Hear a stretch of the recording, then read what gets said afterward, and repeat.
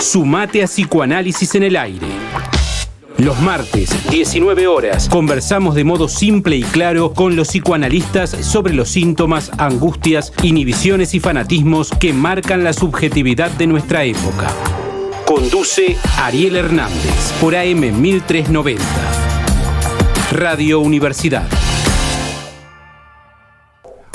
Hola, ¿cómo están? Bienvenidos a un nuevo programa de Psicoanálisis en el Aire. Mi nombre es Ariel Hernández. El tema de hoy tiene que ver con la discapacidad. Me parece que estaría bien también hablar de las discapacidades para no generar una sola versión del asunto. Pero bueno, de eso también lo que capto es que las personas que están trabajando en estos temas tienen distintas posturas. En principio vamos a presentar a nuestro primer invitado. José Martocci, abogado, director de la Clínica Jurídica en Derechos Humanos, Discapacidad y Salud Mental de la UNLP, director del Seminario de Derechos Humanos y Discapacidad de la misma Universidad Nacional de La Plata. Una de las primeras cuestiones tiene que ver con si nos puedes decir algo acerca de derechos humanos, porque lo que entiendo es que es una palabra, un significante que ha tenido sus distintas variaciones, declinaciones, para decirlo de alguna manera, y también usos, ¿no?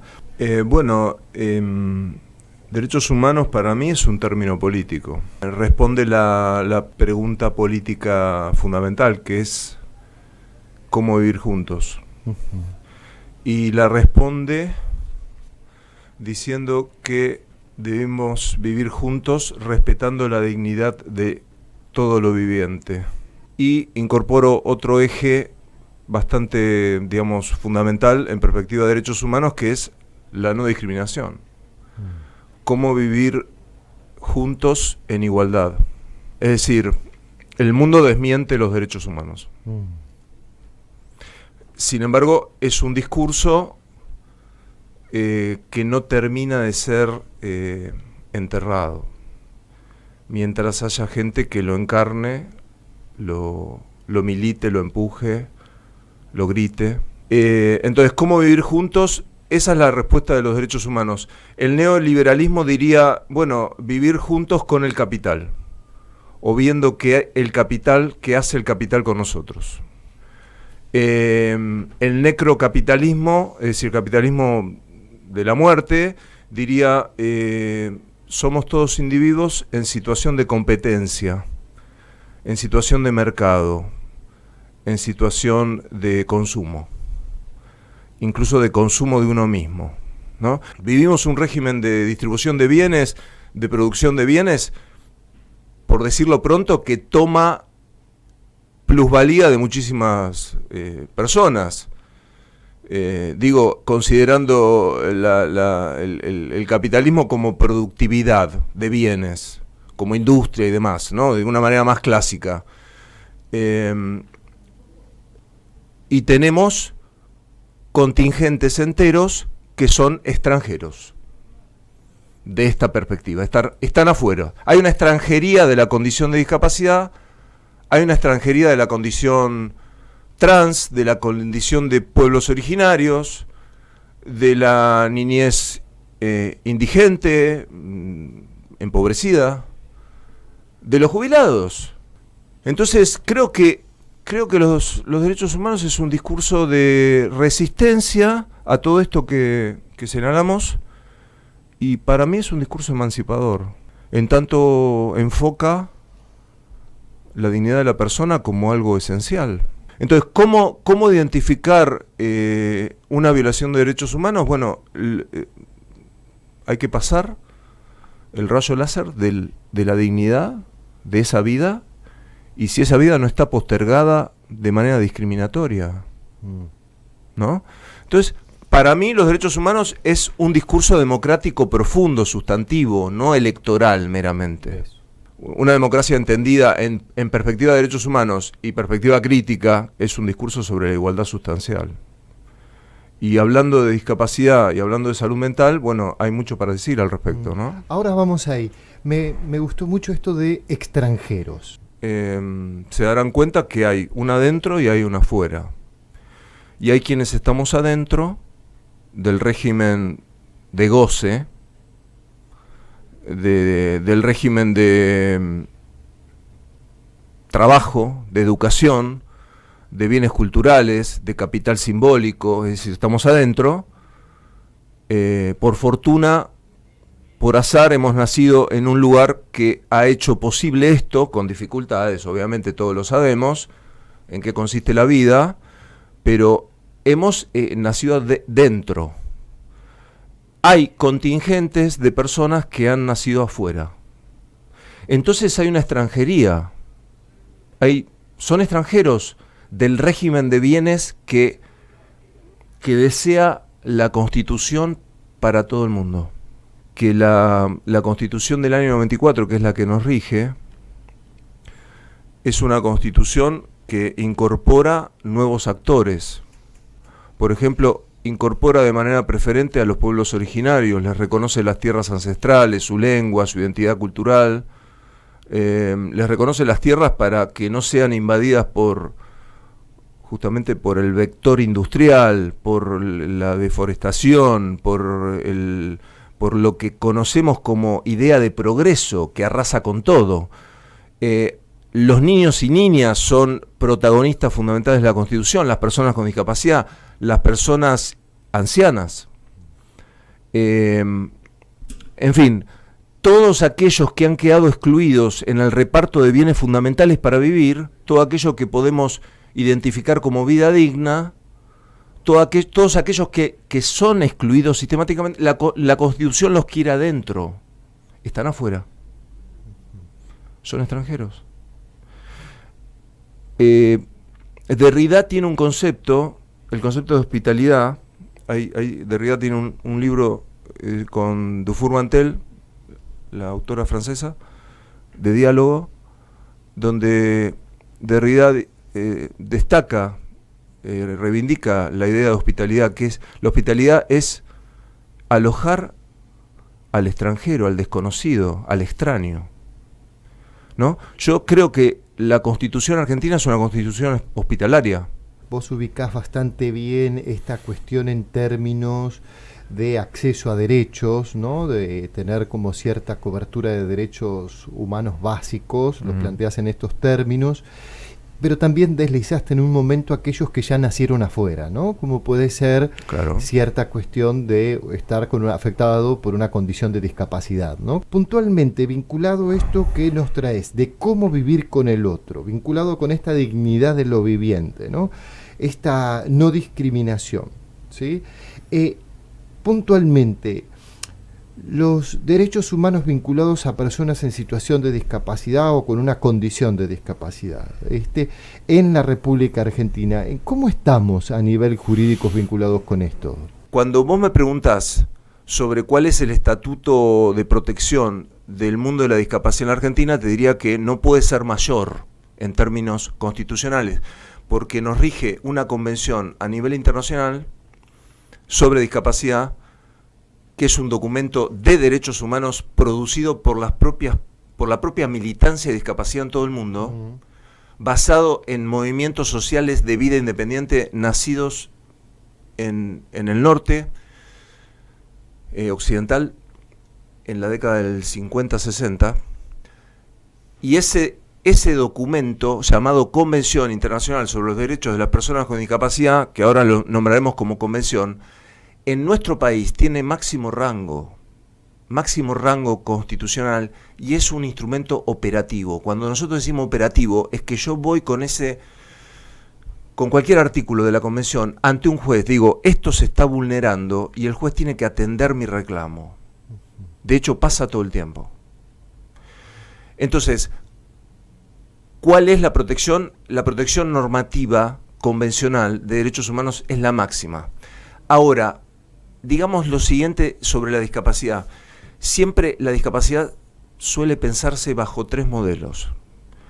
El modelo del exterminio o de la prescindencia, que siempre se vincula a la antigüedad, ¿no? Y el ejemplo clásico de los espartanos arrojando a los niños que no pueden ser campesinos por su conformación física, ni guerreros ni campesinos, ¿no? Ahí se los eliminaba. Había una idea de que hay cuerpos que sirven y otros que no. El exterminio digamos que ese modelo es un modelo aún presente en nuestra forma de vida. Hay prescindencia todo el tiempo del mundo de la discapacidad. Por ejemplo, el régimen nazi tuvo una política pública de eliminación de personas con discapacidad, en virtud de la cual eliminaron a 500.000 personas con discapacidad en los centros de exterminio. Y tenía un nombre. Y el Estado produjo esa normativa para producir el exterminio. Hace 70 años.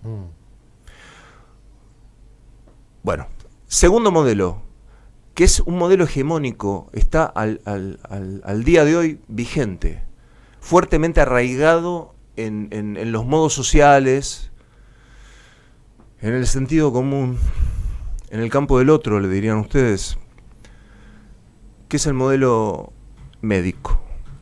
Es el modelo médico rehabilitador. Es el modelo que considera que la discapacidad es una enfermedad y está en la persona. Tanto está en la persona que la define. Uno no es una persona, es un discapacitado.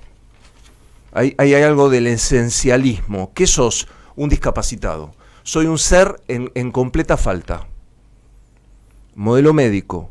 Es un modelo que quiere normalizar, puesto que considera que hay modos de ser, modos de habitar el mundo, modos de cuerpos legítimos y otros que no lo son.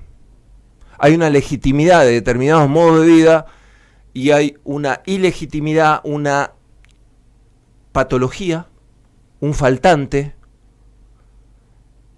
en quienes no alcanzan ese rango de normalidad.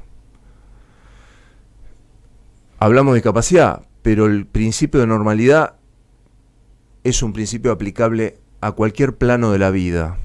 De hecho, la sociedad te incluye y te incorpora cuando acatás ciertas pautas de normalidad. Tercer modelo, que es la refutación del anterior, es el modelo social de la discapacidad, es el modelo de la convención. Es el modelo de la convención, que dice que la discapacidad es una relación social, es una relación de poder entre quien esgrime y sostiene una barrera y quien posee una deficiencia, así lo dice la convención, y esa barrera le impide acceder a los derechos.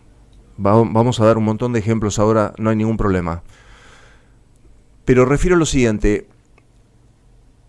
Ustedes conocerán a Lou Reed, que es un compositor americano muerto hace algunos años, destacadísimo, fue vanguardia en los 60. A los 13, 14 años su familia advirtió que tenía inclinaciones homosexuales. Una familia pudiente de Nueva York. ¿Qué hizo? Consultó a un médico psiquiatra. Y el médico psiquiatra, ¿qué indicó?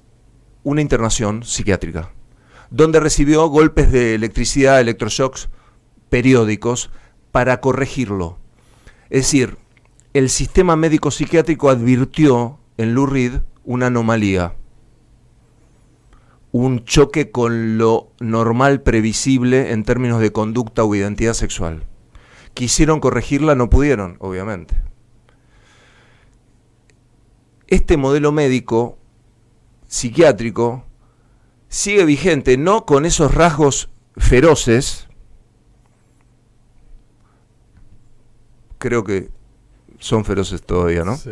Bueno, pero sigue, y lo que quiero destacar es esto, es un discurso legitimado por el saber, y es un discurso que aún hoy está en los manuales de patologización de los modos de ser. Ahora, el modelo social es un modelo que desafía eso, y lo que establece que es la discapacidad es social, puesto que es en la sociedad donde nace la barrera. Barreras que puede ser la ausencia de una rampa, es el ejemplo clásico, la falta de un transporte accesible para personas con discapacidad, o peor aún, barreras arraigadas en el modo, en el imaginario social acerca de cómo son las cosas y cómo deben ser. Que es el modo más complejo que tienen las personas con discapacidad para enfrentarse a lo que ellos quieren y se ve interrumpido por una barrera. Un niño con discapacidad quiere entrar a una escuela común y educarse como cualquiera. Le resulta muy difícil. Porque la escuela común es barrera si no se transforma en una escuela inclusiva. Las personas con discapacidad no acceden a trabajos porque se considera que una persona con discapacidad es inútil, es improductiva, es ociosa, tiene vidas subalternas, vidas sobrantes.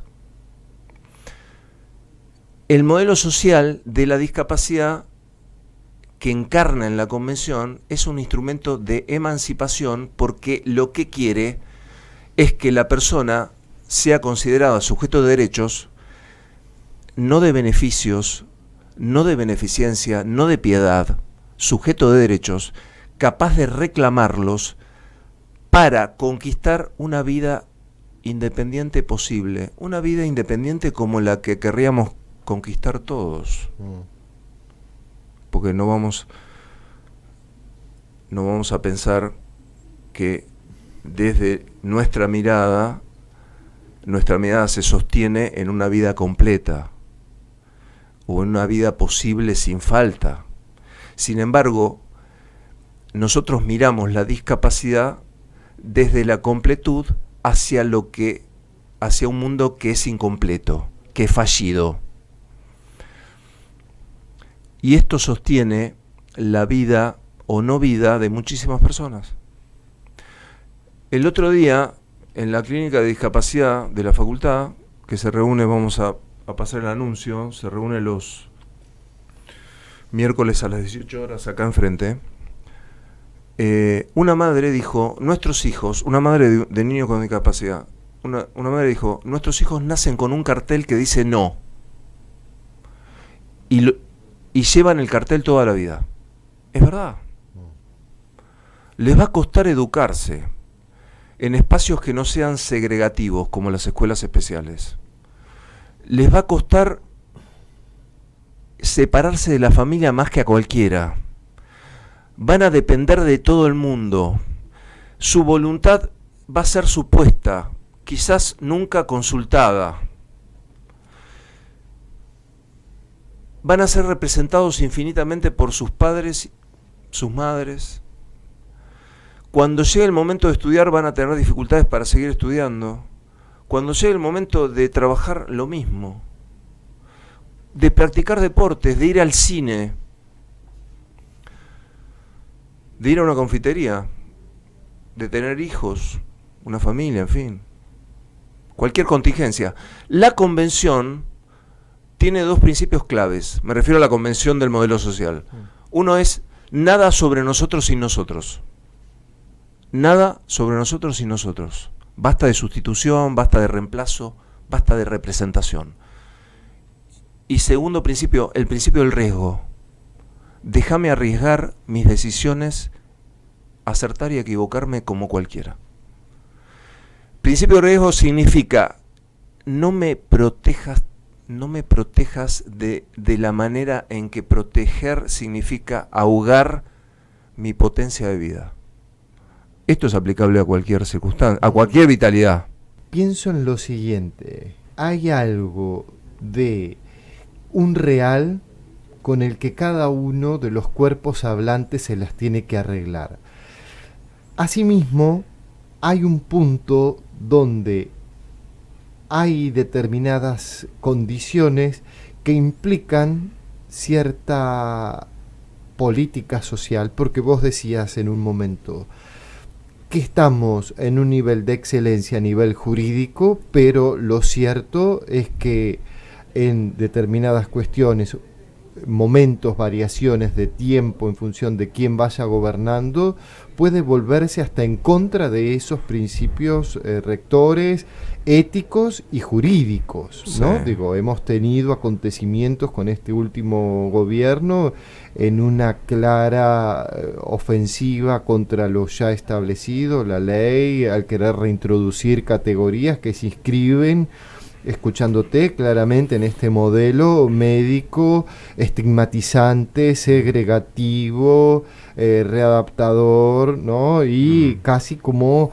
diciendo usted tiene que arreglarse solo con esto. El problema de la capacidad jurídica, esto es, de la antigua declaración de insania y consiguiente curatela, es un tema de quienes poseen bienes. En los barrios donde no se poseen bienes, el tema de la capacidad jurídica no va a aparecer nunca. Es decir, el tema de la capacidad jurídica va a surgir cuando uno tiene un hijo con un síndrome, portador de un síndrome de Down, quiere vender una vivienda y el escribano dice, no, el joven tiene síndrome de Down. Y uno le dice, pero comprende perfectamente la operación que vamos a hacer. Sí, sin embargo, tiene síndrome de Down. Es decir, hay un estigma en la apariencia física. Hay un estigma que se dispara en la propia presencia de ese cuerpo.